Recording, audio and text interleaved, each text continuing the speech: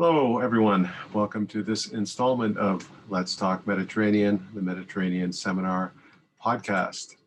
I'm Brian Catlos, and with me is Sharon Kinoshita. We are the co-directors of the Mediterranean Seminar, and it's our great pleasure to have with us today Mayte Green-Mercado, whose book was the winner of our 2021 First Book Prize contest, the Wadjih al-Hamwi Prize for the best first book in Mediterranean studies.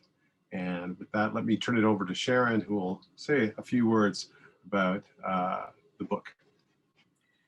So thank you, Brian. The committee was unanimously impressed with Mayte's book, Visions of Deliverance, Moriscos and the Politics of Prophecy in the Early Modern Mediterranean, published in 2019.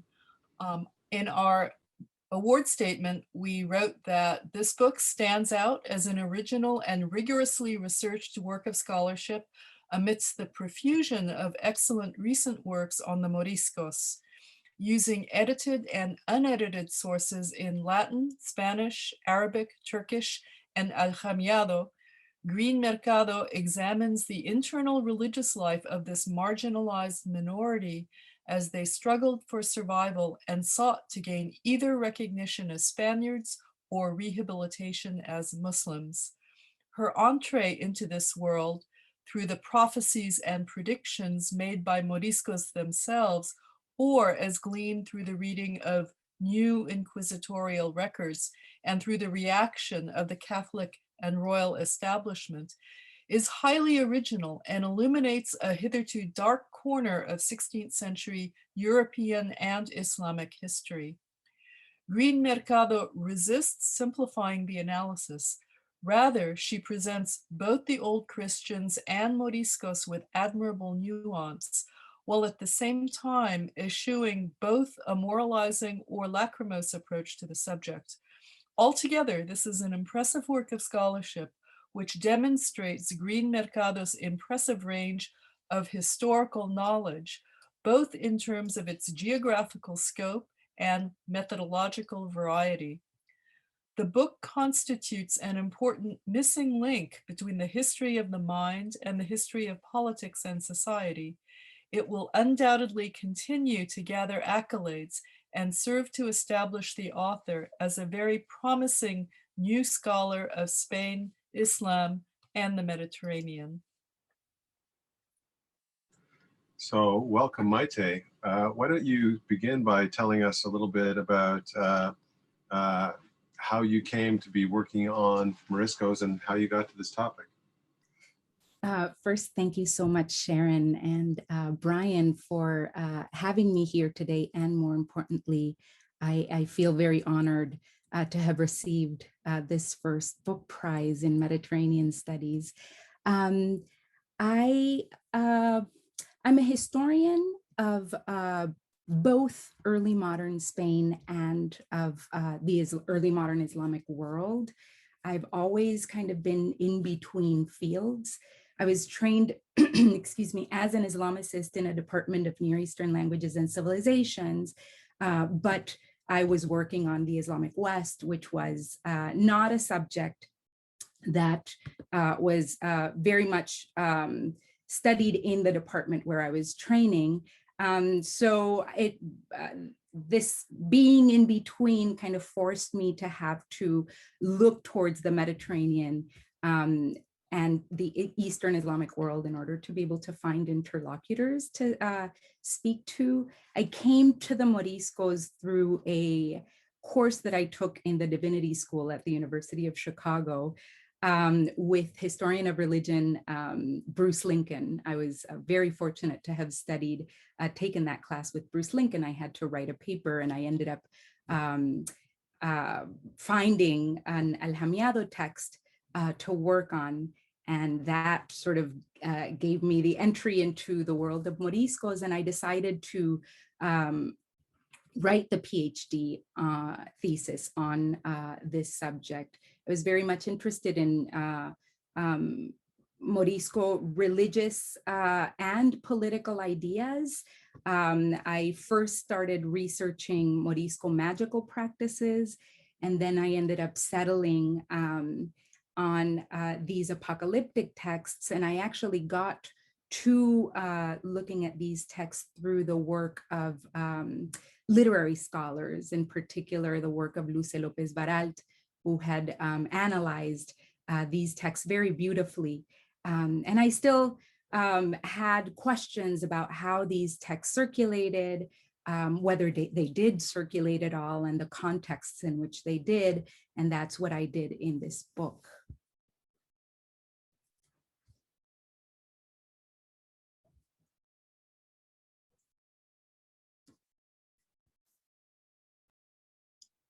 Sorry, I was talking while muted. Mayte, thank you. It's very interesting to hear your scholarly trajectory. I wonder if you could just say for our listening audience, just kind of define Morisco and then al-Hamwi, which you mentioned a couple of times. And then after that, if you could give a brief overview of the book and your argument. Yes, thank you, Sharon. Yes, and in this book, I work specifically on Moriscos. These were Muslims and their descendants who were forced to convert to Catholicism at the beginning of the 16th century. And the texts that I work with are texts written in al-Hamwi. This is Romance languages written in Arabic characters. I also work with some Arabic renditions of these texts. These are apocalyptic texts. And I also, of course, as you mentioned before, Sharon, look at other sources like Inquisition sources, diplomatic sources in other languages, in Italian and other European languages, and other Middle Eastern languages as well.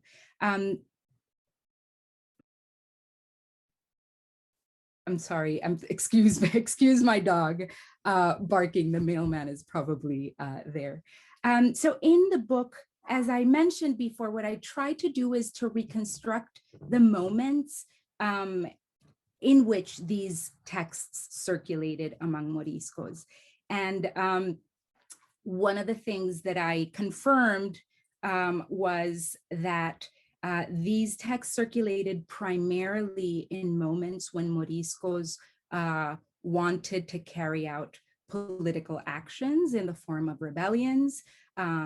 Some of these contexts are then rebellions themselves, like the rebellion of the Moriscos in the Alpujarras Mountains of Granada in 1568, or moments when there were conspiracies brewing. And this is something that we see particularly from the successful rebellion of the Alpujarras, and I say successful in the sense that Moriscos actually managed to lead a 2-year rebellion, even though the rebellion was crushed, up until the very moment of the expulsion around the year 1604, 1607. So Moriscos, throughout their history as a community in the Iberian Peninsula, I argue in the book, consistently tried to resist processes of forced acculturation and of repression by the inquisitorial authorities. So it seems to me that the history of the Moriscos is really poignant. It seems to be at once sort of there's both a tragic element and a heroic element to it, in that these were people, and of course there was a great deal of diversity among Moriscos, but these were people who were really caught in the middle in so many ways, in terms of religion, ethnicity, and so on. And it seemed like there was really, they were put in a position, a double bind, or even maybe a triple bind, in which assimilation was impossible, either because they were not interested in it, some weren't, and some were, but they were prevented from assimilating, and yet maintaining their own culture as well was impossible, was made impossible for them, both by circumstance and by politics. And what can we learn from this in terms of larger lessons of history, do you think? And how does this reflect, to the degree it does, sort of larger seismic changes that were happening, particularly in the Christian West at this time, as you know, what I'm tempted to think are really new conceptions of race, ethnicity, and religion are being articulated? Thank you so much, Brian. There's so much to this question that we can think of and talk about. I want to stress, as you said, that when we think of Moriscos, we shouldn't talk about one type of Morisco or one Morisco community, but rather we have to take into account both longer histories of relations between Christians and Jews, and also processes of conquest in the Iberian, Christians and Muslims, sorry, and processes of conquest of the Iberian Peninsula, and also very local histories and geographies where these communities lived. And one of the things that I argue in the book, or that I try to show in the book, is that these people who were forced to convert in the early 16th century and to assimilate were in a way fractured communities. And they were fractured communities because that's precisely what the Inquisition ended up provoking. And so the one of the things that I look at in this book is the ways in which these discourses that can be understood both as political and as religious discourses, these prophecies, tried to create or recreate a particular Morisco community, a Morisco community that was above all, or that identified itself as Muslim. And so the circulation of these texts really reveals precisely, that these were fractured communities, and that not all Moriscos saw themselves as Muslim, and some were in fact in the process of assimilation. But as you correctly point out, Brian, at times they were prevented from assimilating, or they were not believed to be true Christians, so that the sincerity of their conversions was always questioned. And so again, what we're talking about is a community with many faces. But what I argue is that through the deployment of apocalyptic prophecies that were meant to galvanize support for resistance to these processes of assimilation, a particular type of community was trying to be created. And so when I talk about Moriscos in this book, I'm primarily focusing on those Moriscos who saw themselves as Muslim, or who wanted others to identify as Muslim. And in that process, one of the things that we see is Moriscos in their Mediterranean context.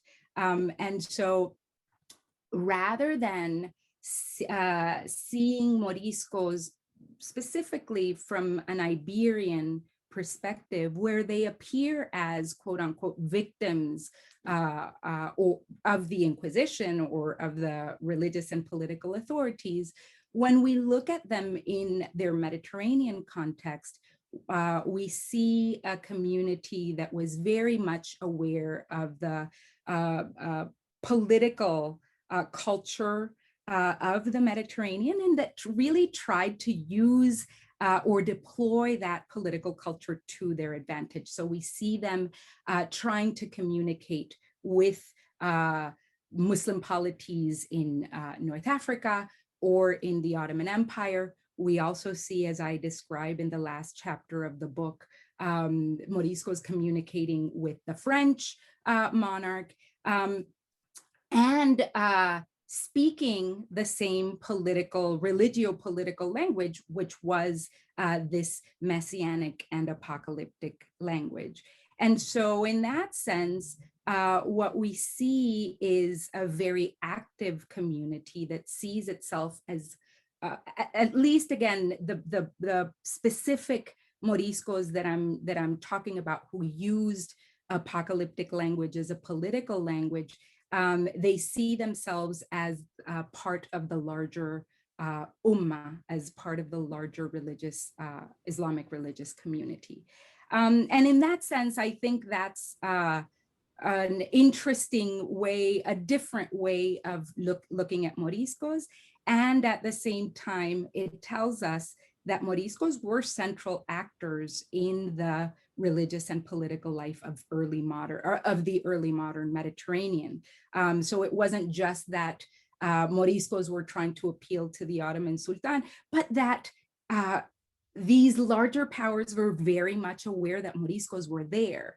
And in diplomatic correspondence, for example, from Italy, we see Moriscos appearing. So these were one of the many actors in the Mediterranean stage, but that is only revealed when we look at Moriscos from a broader Mediterranean perspective.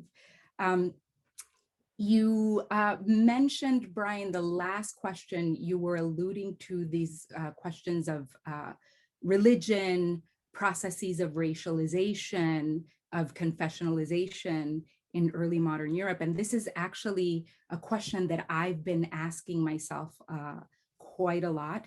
And it's something that I don't specifically deal with openly in the book, but right now I've just finished teaching a course on race and religion in the pre-modern, particularly the early modern Mediterranean. And I've actually been, when it comes to Moriscos, I've actually been very inspired by the work, recently inspired by the work of Borja Franco, who argues that the rebellion in the Alpujarras of 1568 really marks a moment of racialization of Moriscos in the Iberian Peninsula. And he argues this by looking at visual representations of Moriscos. He looks at earlier visual representations of Moriscos and how Moriscos are represented looking very much like any other old Christian, quote unquote, in the Iberian Peninsula. But it's that moment of rebellion when they start to be depicted in a more, quote unquote, orientalizing way. And we actually also see that very much in the attitudes and also in the treatment of the inquisitorial authorities, in the ways that they are surveilling and they are trying to monitor the Moriscos. So we see again in visual representations, we see that shift, we see that change after the rebellion of the Alpujarras, but actually in the practice, when we look at the ways in which Morisco communities all over the Iberian Peninsula are being monitored, there seems to be an identification with the broader Islamic world that is actually responding to, I argue, to attempts on the part of Moriscos to get closer to the Ottomans, for example, or the Saadis. And so again, the question of race and process of racialization is something that I approach by looking at the ways in which Moriscos are being monitored and surveilled in the Iberian Peninsula. And we do really see a shift, and we see them more identified as I have to, I want to be very careful in the way that I say this, but they are identified as political actors that are very much seen as Muslim political actors. And of course, I think that this has tremendous lessons that we can learn about today of what it means to force someone to assimilate, what possible responses communities that are oppressed might have. And I try not to be presentist in my work, but I do think that there are certainly lessons and that we should be looking at this past and trying to see what we can learn. I mean, when you surveil a community, when you target a community, when you suppress identities, as it is happening right now in many parts of the world, particularly when talking about Muslims, you get different responses at times. In the moment that I am studying, at times these are quietist, quote unquote, kind of responses. And at times you have other more politically active kind of responses. But again, I don't want to be presentist, and I think it's very important to look at context and to look at particular historical moments. But this is a moment, as Brian, you were suggesting, where we can think about the assimilation, the conversion and assimilation of Moriscos within the larger context of Christian Europe and this push towards confessionalization taking place that we see in the Iberian Peninsula with the forced conversion and assimilation of Moriscos and also of converso Jews.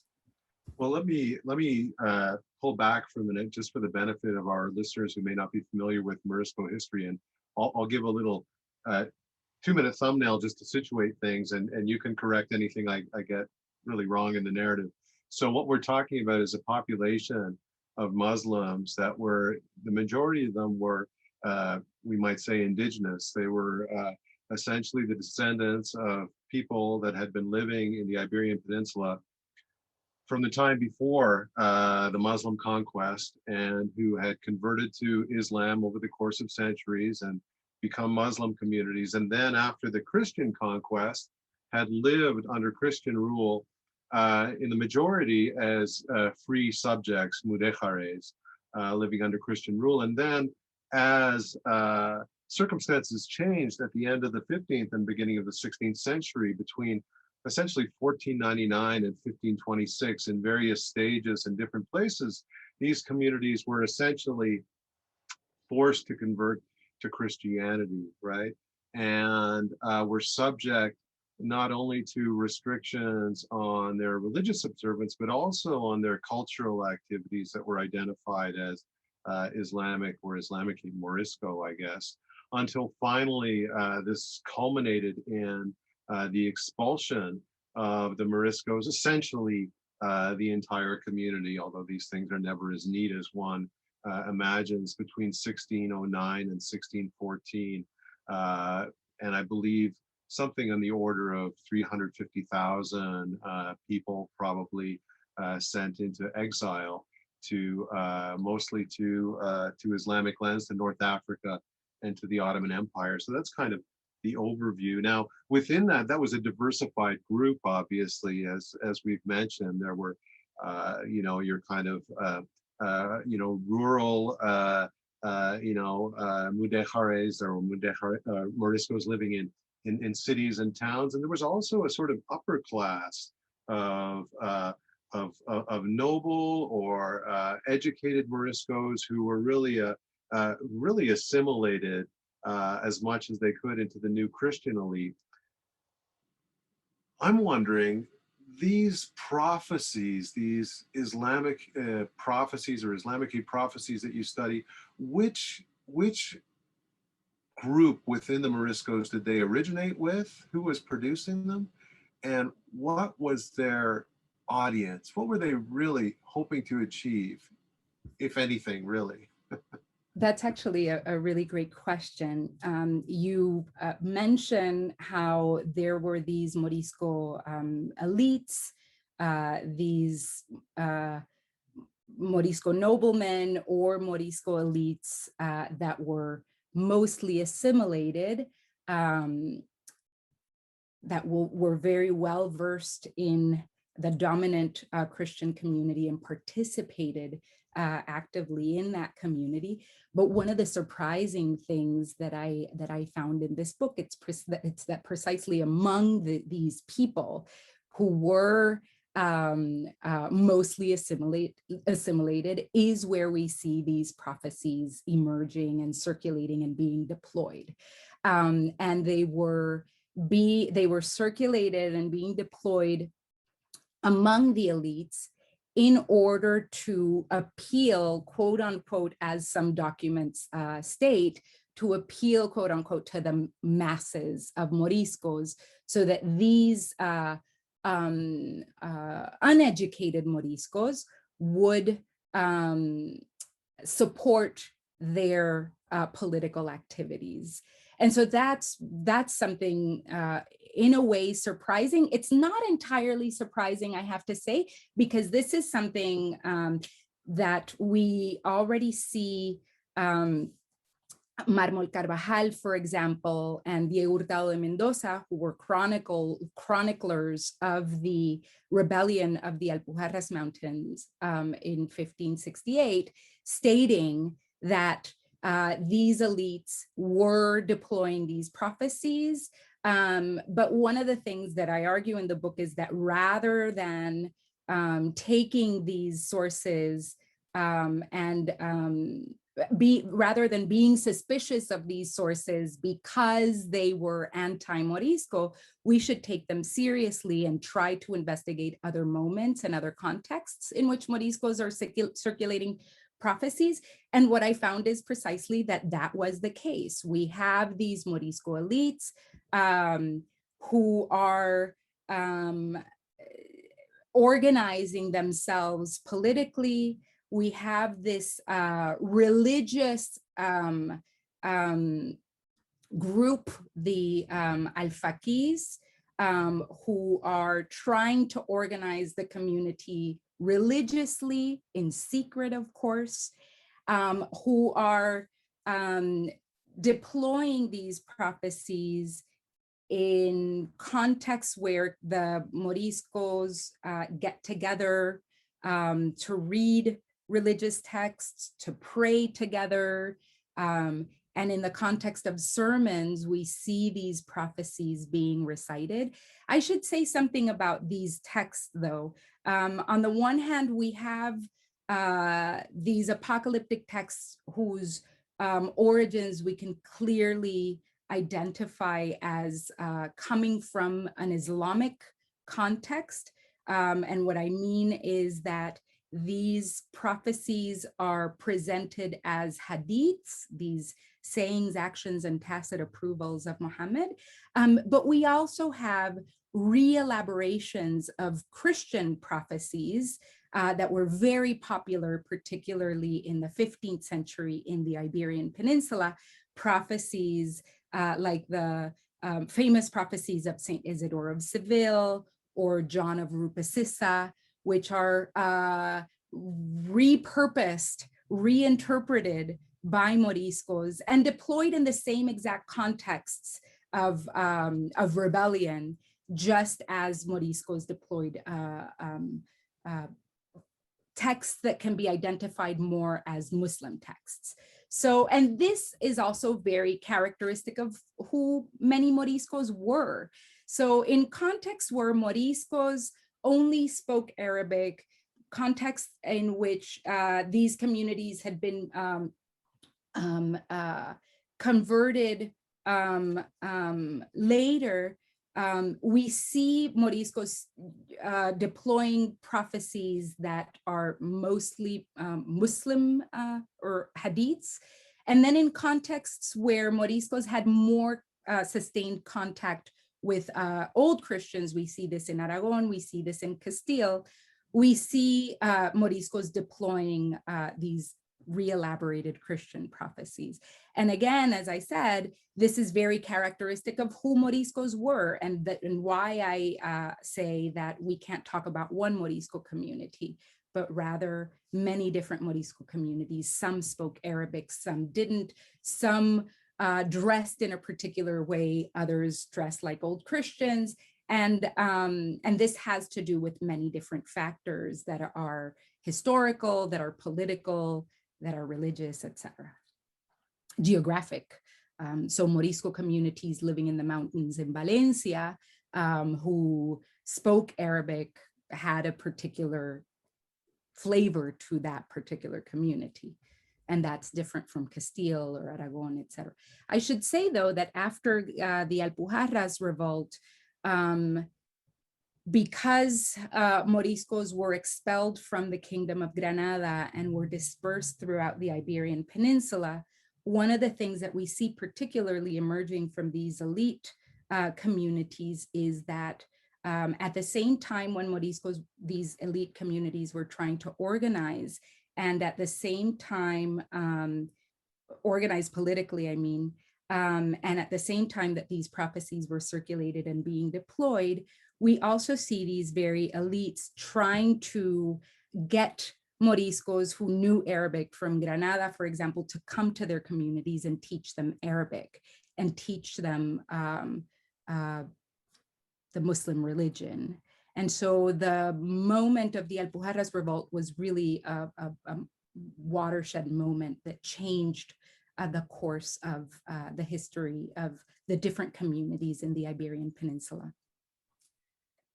Great, Mayte. And one of the fascinating things about your book that you just alluded to towards the end of your comments is the way that prophecy was really a shared discourse among Muslims and Christians. So at this moment of ever heightening tension, opposing Christians and Muslims, in fact, there was a discourse that they all sort of recognized and were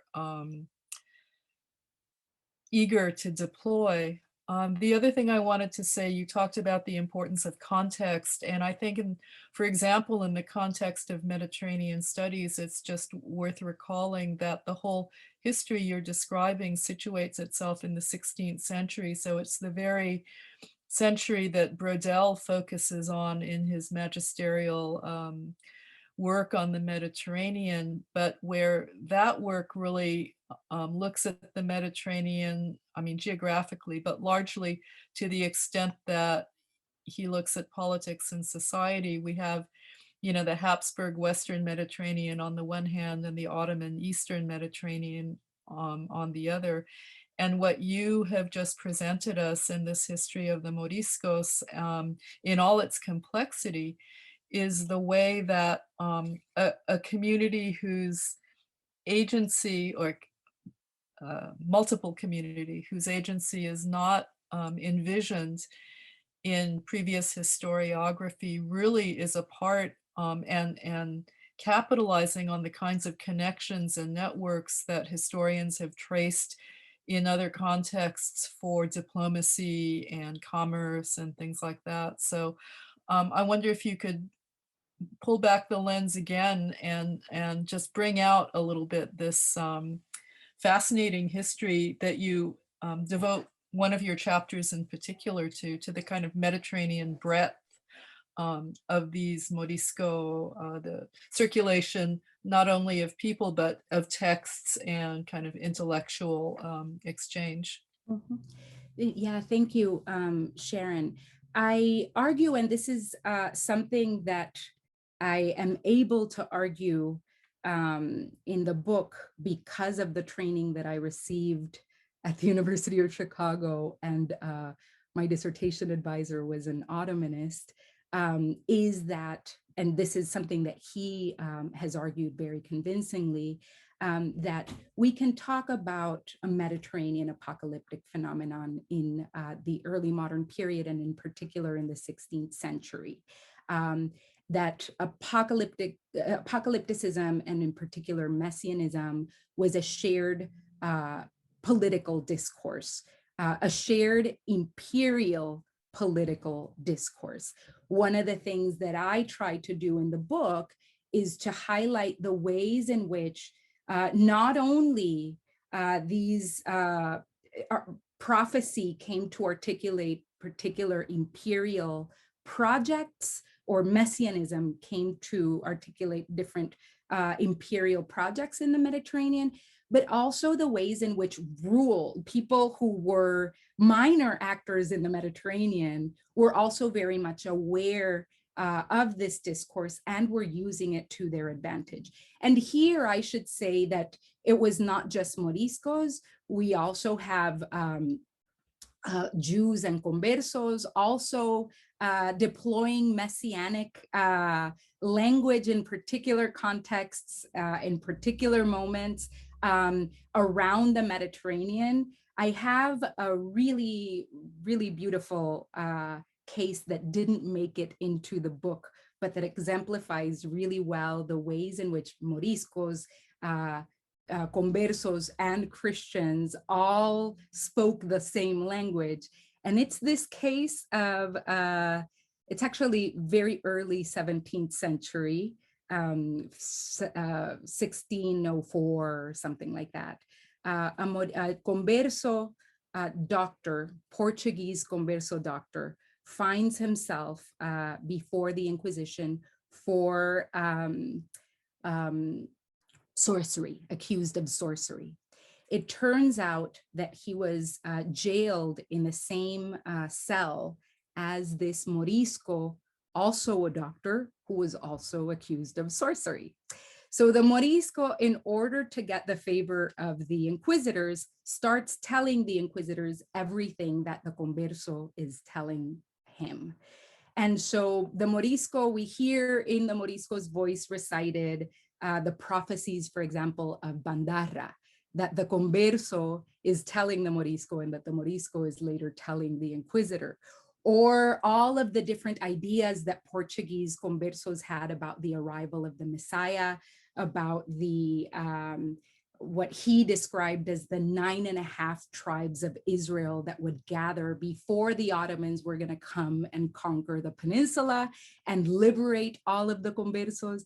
And so this really is a wonderful case that I want to at some point write something on, that really tells us the power of these ideas in this particular moment, that brings together the Ottomans and the Habsburgs and conversos and Moriscos.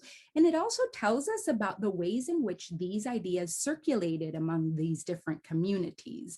It shows the ways in which this was very much a textual tradition, but also a very oral tradition that circulated and that had a really wide reach. And for me, having this Mediterranean perspective was extremely important in trying to understand what these ideas and these prophecies meant for Moriscos. And I do this, as you mentioned, Sharon, in one, I think you're referring to chapter 3 of the book, Ottoman Rome. Is that yeah? And that's actually my very favorite chapter of the book. It's the one in which I had the most fun, because in it, I start from this statement by a Morisco to the inquisitors about this idea that the Ottoman Sultan would end up going to Rome and watering and feeding his horse in the fount of the St. Peter's. And I try to trace this very particular image, and in trying to trace the origin of this image, I have to go outside of the Iberian Peninsula.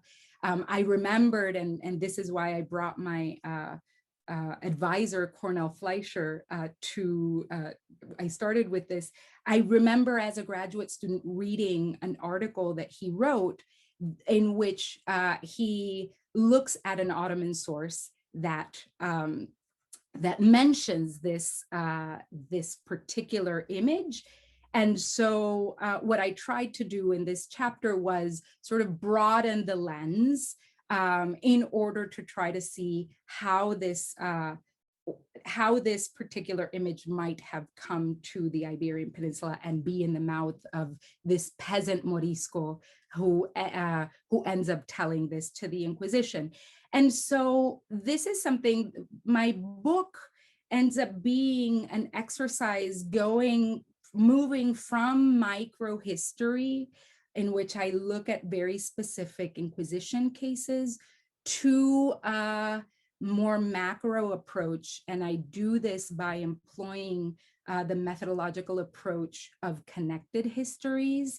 And here I'm very much inspired by the work of Sanjay Subrahmanyam and the ways in which he tries to look at this apocalyptic phenomenon in a larger scale.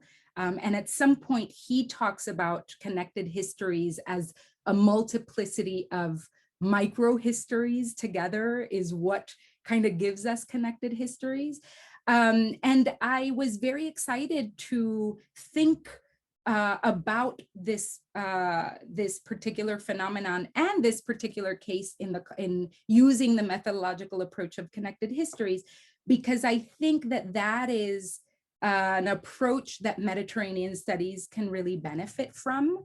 I think more and more people are thinking about the history of the Mediterranean, in particular the early modern Mediterranean, in terms of connected histories. But I think that it can be extremely productive because in the case of the Moriscos, for example, it really changes the way in which we think about these people, from this embattled minority in the context of the Iberian Peninsula to actors in the Mediterranean. And so I think I found that very productive. You know, I wonder, and maybe I'm going way out here, but I wonder if what we're seeing in the Moriscos and their experience is kind of the birth pangs of modern conceptions of religion and religiosity. Because, and this may be a function of the sources, but it seems to me that prior to the 14th century, around the Mediterranean, but one can see it in the Iberian Peninsula, religion was really seen as a zero-sum game, and it was conceived of primarily as a legal category that defined one's status and one's community. And then we see something different happening in the 15th and 16th century, perhaps fed by these forced conversions, the conversions of the Jews, either forced or coercive, and of Muslims that undermine the kind of rigidity and the boundaries of these categories. And perhaps that demands a reaction. And religion goes from being something which is primarily a legal category to something which is more a personal and spiritual one, right? We see the emergence of the devotio moderna. We see people like Thomas à Kempis, who Moriscos are reading. So how do you see that? And do you see something like one seems to see, and correct me if I'm wrong, but there's a pretty strong strand of Marianism running through some Morisco religious writing as well. What's going on there? Are they, is this the consequence of this acculturation or religious transculturation that's happening, or is this the Moriscos trying to establish, you know, a sort of middle ground? What's going on with that? That's interesting. That's an interesting question. The very last one that you said, whether Moriscos are trying to set a middle ground. I think you're right. I think we do see a different kind of experience of religion that we don't necessarily see earlier. I also don't think that the legalistic aspect of religion is totally gone. We see when Moriscos are appealing to the Ottomans as the protectors of the law, and therefore they are part of the Ummah and they should be protected. We see that operation definitely taking place, but we do see, and this is in a way the tragic aspect of the Morisco experience, is that while they were always seen as bad Christians, as not assimilable, precisely what you're describing of their religiosity, and this is we can see this very clearly in the first chapter of the book. One of the things that we see is that it seems as though the Moriscos were in the process of assimilating and incorporating these other types of religious experiences and ways of expressing religiosity that could be identified as Christian on the one hand, but at the same time, I kind of want to resist a little bit and say, well, perhaps, and this is something that to my knowledge hasn't been studied too much, but that I think would be very important to study, is whether there are remnants of other types of forms of religiosity that are more mystical, that are Islamic, that are still there among Moriscos. So I don't have the answer to that last identification, particularly with Sufi practices, but it is possible that what we're seeing among Moriscos is a mix of many different things taking place. And that tells us that the project of assimilation was in fact working. And the fact that they were resisting that process means that in a way it was working, that it was just, they were not given enough time.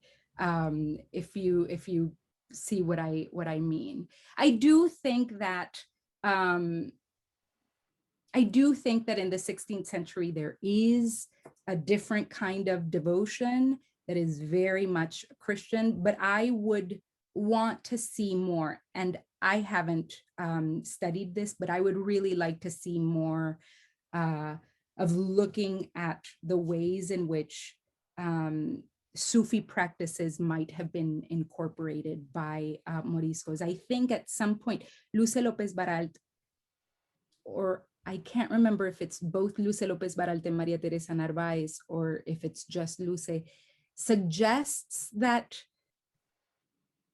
we can't really talk about Sufism among Moriscos because we don't really have Sufi texts. But I think that al-Hamwi texts need to be looked at more closely in order to be able to see where Moriscos are drawing from.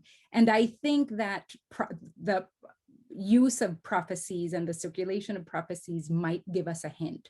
So we see the ways in which Moriscos are drawing from Islamic apocalyptic ideas, but also of Christian apocalyptic ideas, and creating something new.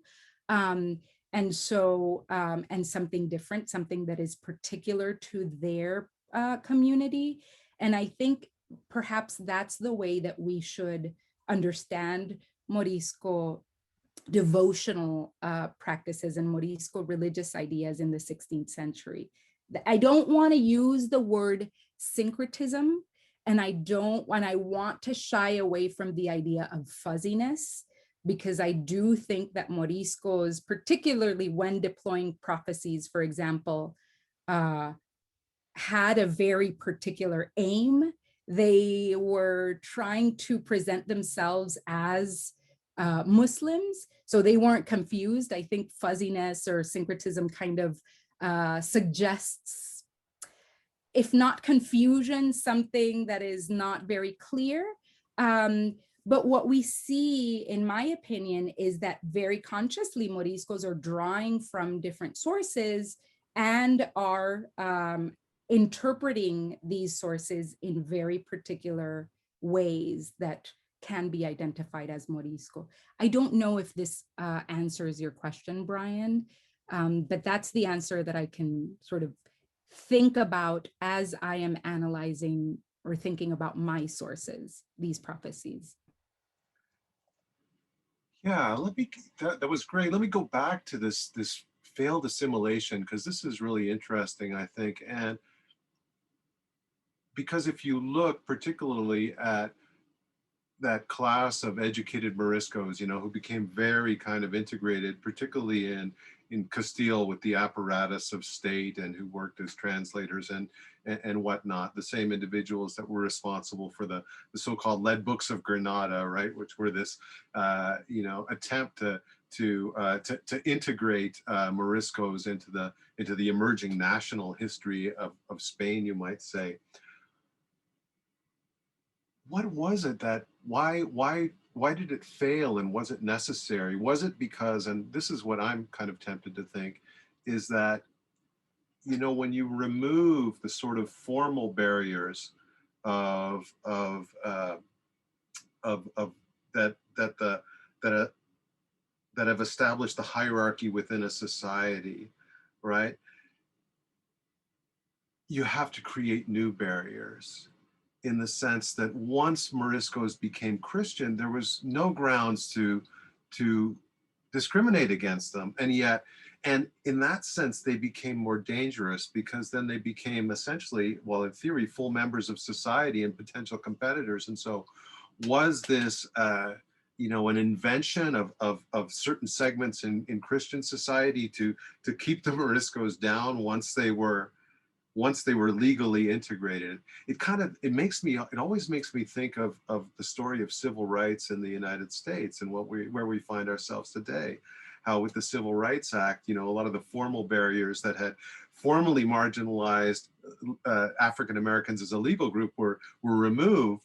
And now I think we're seeing the sort of backlash to that, where, there's a new racism emerging in order to compensate for that kind of loss of privilege. Is that a legitimate parallel? Is this something I think you can think about it in that way, yes. I've actually been thinking about this a lot recently, and I don't think that I still have an answer, mostly because I need to do more research on this. But I've been thinking about the idea of religion and racialization, and the looking at this question of racialization of religion, not necessarily through the lens of representation of the ways in which Moriscos or Jews or new converts are represented in literary texts or in other types of texts, but rather thinking about this as infrastructure. And I think it goes to what you are pointing out. What exactly is the process what is the infrastructure that is behind this marginalization, intentional marginalization of this community that has been converted and that is in the process of assimilation, whereby you need to separate them. And of course, when we think about race making or racecraft, we are thinking about it as a dynamic of power. And so you're correct in pointing out that when these people can't really be distinguished, when you look at them and you can't distinguish them, when now they are Christian too, there is a perceived threat that they are going to take over, and therefore you end up having to say, no, they're never. That's when you get this creation of the new Christian and the old Christian. And this is not a 16th century thing, as you know, but rather we located at the end of the 14th and 15th century. And this anxiety that conversion and that provokes, and that now everyone is equal. I I'm still trying to think of I'm thinking of the dynamic of power, but I'm also thinking about this in very much economic terms. And when it regards the Moriscos, I still haven't figured out what the infrastructural process is. And I'm talking about it in terms of infrastructure because this semester, as I was teaching this course on race, I was reading a book by a dear colleague from the University of Michigan, whose title is Infrastructures of Race by Daniel Nemser.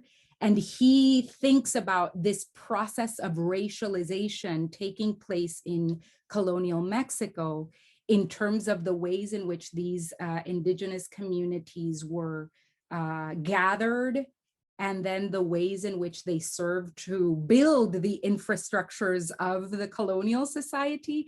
And so I was trying to figure out what actually is the process behind this racialization of Moriscos. I don't have an answer yet, but I think it's a question that needs to be asked, because I think that when we're thinking about religion and racialization, many times we stay at the level of representation, but we need to go a little bit deeper to try to understand what the economic calculus that's taking place is. I don't know if it actually has to do with larger dynamics of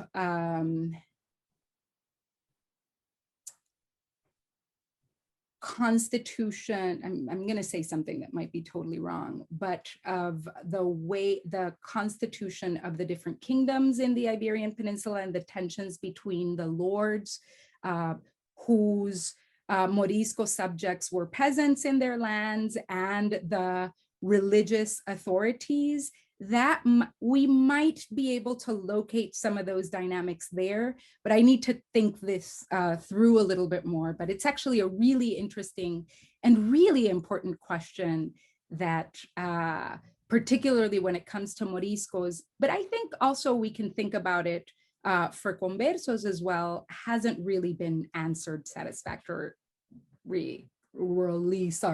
in my opinion, in a satisfactory way, in my opinion. I'm still thinking about these things. Well, that's a great place to start wrapping up, because, you know, a couple of things that I'd wanted to ask is, first of all, you know, what is the future of Morisco studies? And you've just laid out a whole program that could keep many scholars occupied for quite a while in really fruitful directions. And the other thing is, you know, your own personal future research project and what you might be working on, and just any concluding remarks beyond what you've just told us. Yeah, thank you. So yeah, I think places to look at, I think this Morisco religiosity has to continue being exploited. This tie with Sufism, I think, is super interesting. And this question of race and processes of racialization. My own project, my next project, will look at Morisco diasporas in the Mediterranean before the expulsion. A lot of new work is being done, super interesting work, looking at Morisco diasporas after the expulsion. Less work has been done in the pre-expulsion period. And this is a project that comes directly out of this book. When I was trying to look at the circulation of these texts in the Mediterranean, I ended up finding mentions of Moriscos living, for example, in Salonika or in North Africa, and the ties that these communities had with their communities of origin. And this is something, this is hopefully the next book project, and it's very much tied to larger projects that I have going on migration and displacement in the Mediterranean. But one of the things that I'm very interested in is thinking about this phenomenon of migration and displacement across time and trying to, as actually Brian was asking, what can we learn about the Morisco experience? I'm kind of hoping to do the same with this phenomenon of migration and displacement. What can we learn of more recent instances or examples, or what can the present learn from the past? But again, staying in the Mediterranean and now looking at the Moriscos outside of the Iberian Peninsula is the next, but in the pre-expulsion period is the next project. I'm really interested in thinking about whether these migrations of Moriscos in any way affected the ways in which Moriscos inside the peninsula viewed themselves or constituted themselves, what connections there were between Moriscos in diaspora and Moriscos in the Iberian Peninsula, or whether the things that were happening in Iberia were in any way affecting Moriscos in the diaspora. So these are questions that I have that hopefully will become a second book. Well, we're gonna look forward to that. So once again, I am Brian Catlos, and with me is Sharon Kinoshita. We're the co-directors of the Mediterranean Seminar. This has been Let's Talk Mediterranean. Our guest today has been Mayte Green-Mercado, professor at Rutgers University, Camden, and we've been talking about her book, Visions. Newark. Newark.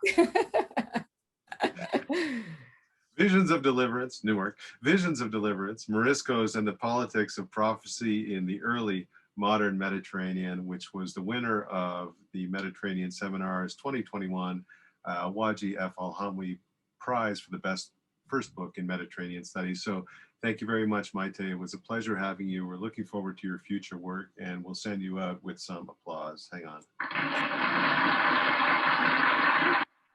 Thank you all. Thank you both. This was really a wonderful experience. And again, I am very honored to have been selected for this book prize.